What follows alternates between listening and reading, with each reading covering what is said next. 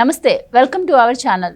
అసలే ఓటమి అంచున కొట్టుమిట్టాడుతున్న జగన్మోహన్ రెడ్డి ప్రభుత్వం ల్యాండ్ టైటిలింగ్ యాక్ట్ తీసుకురావడం ద్వారా ఇంకా పూర్తిగా ఓడిపోబోతుంది అన్న సంకేతాలు అయితే వస్తున్నాయి. అయితే ఇక తెలంగాణలో చూసుకుంటే ధరణిని తీసుకొచ్చి తెలంగాణ ప్రభుత్వం ఎలా ఓడిపోయిందో, ఇక ఆంధ్రప్రదేశ్లో కూడా ల్యాండ్ టైటిలింగ్ యాక్ట్ ద్వారా జగన్మోహన్ రెడ్డి ఓడిపోబోతున్నారు అని ప్రచారం అయితే జరుగుతోంది. మరి నిజంగానే ఈ ల్యాండ్ టైటిలింగ్ యాక్ట్ మీద అంత వ్యతిరేకత ఉందా? ఏపీ ప్రజలు దీని గురించి ఏమనుకుంటున్నారు? అలాగే దీనిపై ఈరోజు దీన్ని సమర్థించుకునేందుకు సజ్జల రామకృష్ణారెడ్డి గారు ప్రెస్ మీట్ పెట్టి మాట్లాడటం జరిగింది. ఆయన కూడా చంద్రబాబు గారిని ఉద్దేశించి పలు కీలక వ్యాఖ్యలు అయితే చేశారు. సో ఓవరాల్గా ఈ ల్యాండ్ టైటిలింగ్ యాక్ట్ మీద ప్రజల అభిప్రాయం, అలాగే దీని సజ్జల గారు కౌంటర్ ఇచ్చిన విధానం, ఈ వివరాలన్నీ తెలుసుకునే ప్రయత్నం చేద్దాం. మనతో ఉన్నారు senior political journalist Durga Kumar గారు. నమస్కారం సార్. నమస్కారం. మన వీక్షకులు కూడా నమస్కారం సార్. ల్యాండ్ టైటిలింగ్ యాక్ట్ ఆంధ్రప్రదేశ్లో ఎంత వివాదాస్పదం అవుతుందో మనకు తెలుసు. ఇది ఎన్నికలకు ముందు వైసీపీకి పెద్ద దెబ్బ అనే చెప్పుకోవాలి. ఇది రోజు రోజుకి వివాదాస్పదం అవుతూ ఉంది. అలాగే ఏపీ ప్రజల నుంచి కూడా పూర్తి వ్యతిరేకత వ్యక్తం అవుతుంది అని వార్తలు అయితే వస్తున్నాయి సార్. అయితే ఇప్పటికే చంద్రబాబు నాయుడు గారు నేను అధికారంలోకి వస్తే ఈ యాక్ట్ను రద్దు చేస్తాను అని చెప్పారు. అలాగే ఈరోజు పవన్ కళ్యాణ్ గారు కూడా అదే మాట చెప్పారు. అండ్ ఇంకా వీళ్ళిద్దరి వ్యాఖ్యల మీద సజ్జల గారు ప్రెస్ మీట్ పెట్టారు. సో ఆయన కూడా వాళ్ళిద్దరికి కౌంటర్ ఇస్తూ కొన్ని మాటలు అయితే మాట్లాడారు. సో ఆ మాటలు ఆయన మాట్లాడొచ్చా? ఆయన మాట్లాడడం కరెక్ట్ అంటారు? ఇప్పుడు మీరు అన్నట్టు ఈ ల్యాండ్ టైటిలింగ్ యాక్ట్ అనేది ఆఖరి గడ్డిపోస అనమాట. గుర్రం మీద ఆల్రెడీ ఆ లోడ్ ఫుల్ వేశారు. ఆఖరి గడ్డిపోసేసినప్పుడు దాన్ని నడుము ఇరిగిపోద్ది. అట్లాగే జగన్ ప్రభుత్వ ఓటమికి last straw on the horse back ఇది ఆఖరి అంశం. ఇప్పటికే ఫుల్గా 100 కారణాలు ఉన్నాయి. కర్ణుడి సావుకి ఎన్ని కారణాలు ఉన్నాయో జగన్మోహన్ రెడ్డి ఓటమికి అన్ని కారణాలు ఉన్నాయి. ప్రజలు డిసైడ్ అయిపోయారు. ఇవాళ ఎవరు కూడా దాన్ని మార్చలేని పరిస్థితే. ఈవెన్ సజ్జల రామకృష్ణారెడ్డి గారు లాంటి ప్రభుత్వ సలహాదారు కూడా ఫీల్డ్లోకి వెళ్ళి ఏమాత్రం ఆ పరిస్థితిని మార్చలేని పరిస్థితిలో కేవలం తాడేపల్లి ప్యాలెస్కి పరిమితం అయ్యి తన శక్తియుక్తులు ఇక ఏం చేయలేని పరిస్థితుల్లో చంద్రబాబు నాయుడు గారిని తిట్టే విషయంలో నాకు మాటలు రావట్లేదు అన్నాడు. అంటే ఓ రకంగా ఇక ఓటమి టెన్షన్లో ఇక వాళ్ళకి ఇక తిట్టలేరు. 5 ఏళ్ల నుంచి తిట్టేశారు, తిట్టాల్సినవన్నీ.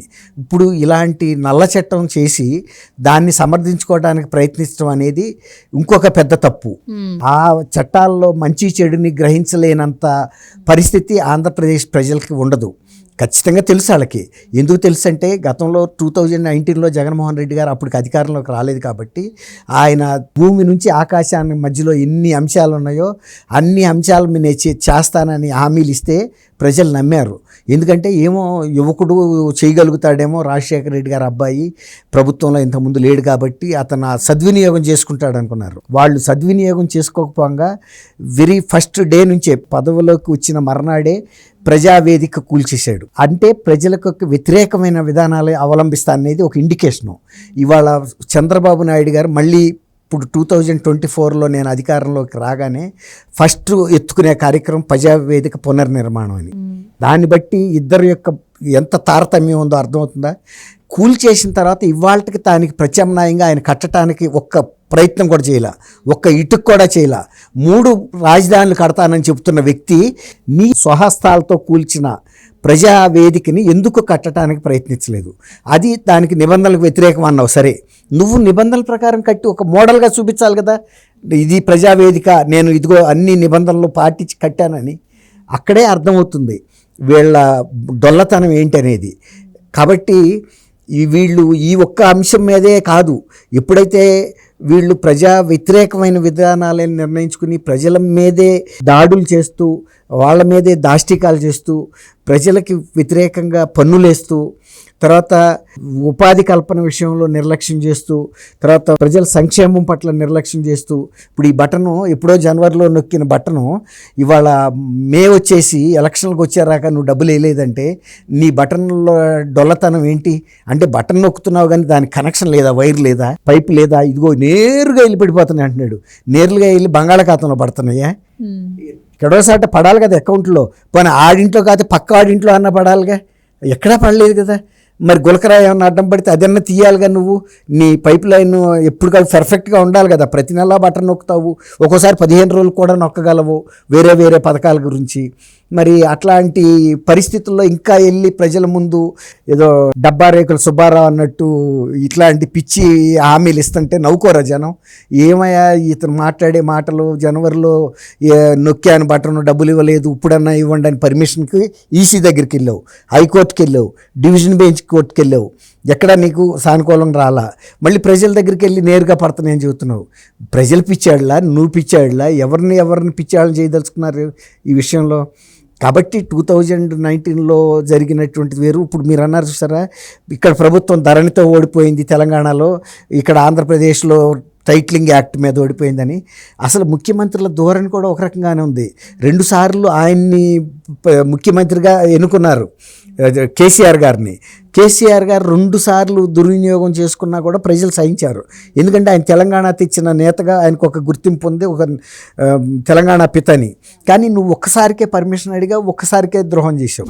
తర్వాత వీళ్ళిద్దరిది కూడా జనాలను కానీ, ఎమ్మెల్యేలను కానీ, మంత్రులు కానీ కలవటం ఉండదు. తర్వాత జనాలు ఏమనుకుంటున్నారో వీళ్ళకి తెలియదు. పూర్తి సెక్యూరిటీతో వెళ్తారు. అంతకుముందు ఈయన బ్రహ్మాండమైన పాదయాత్రలు చేసి అందరు బొగ్గలు నిమిరి, తలలు నిమిరి, గడ్డాలు నిమిరి ఇన్ని చేసిన మనిషి ఇవాళ ప్రజలను చూడటానికి ఇష్టపడలేదు. అమరావతి రైతులు 33,000 ఎకరాలు ఇచ్చారు. ఆయన కూడా అన్నాడు 33,000 ఎకరాలు వస్తే కనుక ఇస్తే ఇక్కడ నాకు రాజధాని కట్టండి, నేను మనస్ఫూర్తిగా ఒప్పుకుంటున్నాను అన్నాడు. వాళ్ళు మహిళా రైతులు అక్కడ ధర్నా చేస్తుంటే నిరాదీక్ష 5 సంవత్సరాల్లో ఆయన వెళ్ళి పలకరించిన దాఖలా లేదు. నువ్వు ఒక ముఖ్యమంత్రివేనా? రాష్ట్రానికి ఒక తండ్రి లాంటి వ్యక్తివేనా? నీ ఇంటికి కోతవేటు దూరంలో మహిళలు చేస్తుంటే నీకు తల్లి మీద లేదు, చెల్లెల మీద లేదు. ఇంటి పక్కన 33,000 ఎకరాలు ఇచ్చి అలో లక్షణ అని నిరాదీక్షలు చేస్తుంటే వెళ్ళి పలకరించలేదు. నీ నైజం ఏంటనేది వెంటనే అర్థమవుతుంది కదా. ప్రజలకి దూరంగా బతకటానికే నువ్వు అలవాటు పడ్డావు. కానీ కేవలం ఒక 2-3 వ్యక్తులు, ఆయన సామాజిక వర్గానికి చెందిన ఆ వ్యక్తులు వెళ్ళి బంగ్లాలోకి వెళ్ళటమే కానీ సామాన్య ప్రజలు ఎవరు కూడా బంగ్లాకి వెళ్ళటానికి లేదు.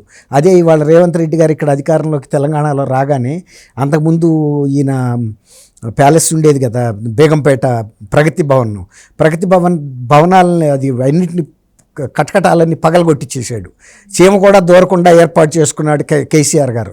ప్రతి మనిషి ప్రగతి భవన్కి వెళ్ళాలి, ఈ కటకటాలు ఉండటానికి వీలు లేదని అప్పటికప్పుడు ఒక పక్కన ప్రమాణ స్వీకారం జరుగుతూ ఉండగానే రేవంత్ రెడ్డి పొక్కలైన్లు పెట్టి పీకి చవతలు పారేశాడు.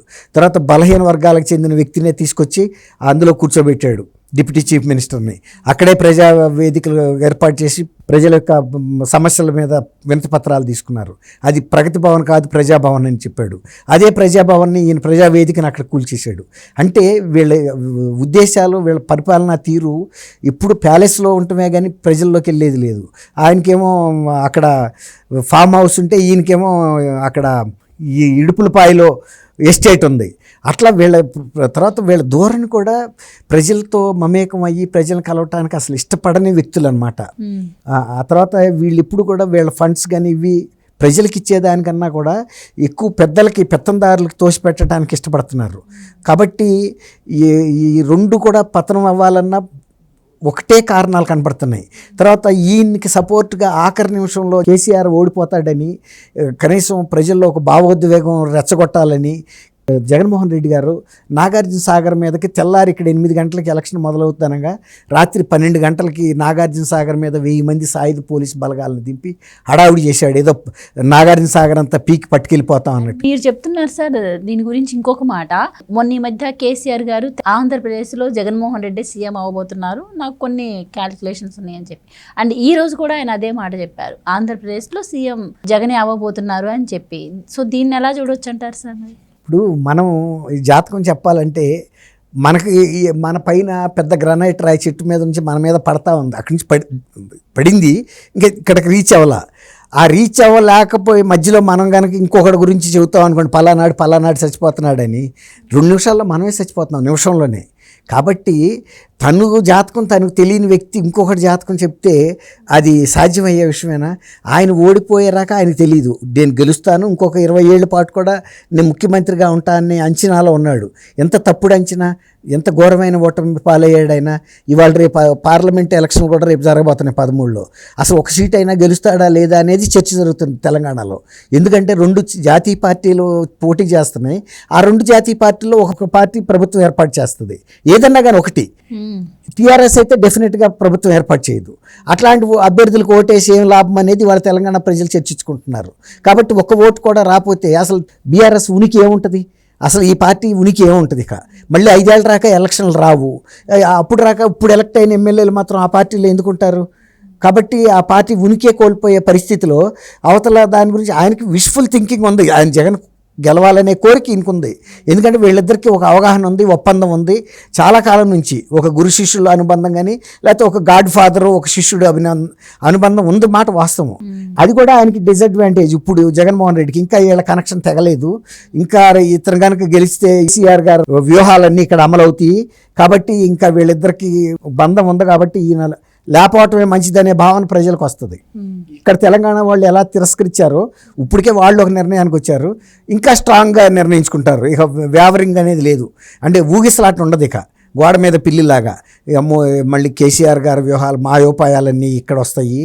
కాబట్టి ఆయన్ని డెఫినెట్గా బీఆర్ఎస్ని ఎట్లయితే ఇక్కడ ఓడించారో అక్కడ కూడా వైఎస్ఆర్సీపీకి అదే ఫలితం వస్తుంది. రైట్ సార్, థ్యాంక్ యూ అమ్మ గోవర్ధన. మన వీక్షకులకు నమస్కారం.